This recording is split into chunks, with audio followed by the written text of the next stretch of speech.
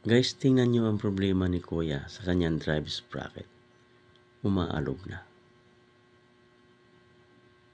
Pero may naisip siyang paraan para mawala ang alog at para hindi na tumatalon ang kanyang kadena.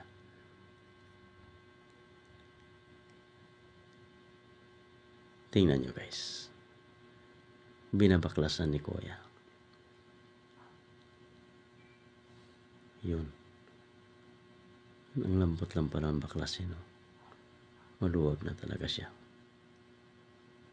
Ayun. Tanggal na. Nilagyan muna ni Kuya ng grasa para hindi masira yung oil seal. Yan. Bago niya ikabit ang spring. Itong spring guys, ito yung nagsilbing pusher o kaya nagtutulak doon sa drive sprocket para hindi na ito umaalog. Yan. Tingnan nyo guys.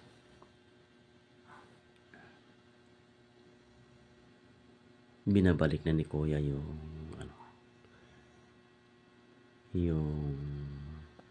pinakalak. Tapos ikabitan niya ngayon ang tornilyo. Dalawang tornilyo dito guys.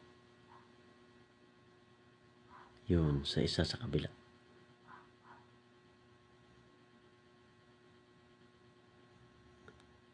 Yun, hinaigpitan na.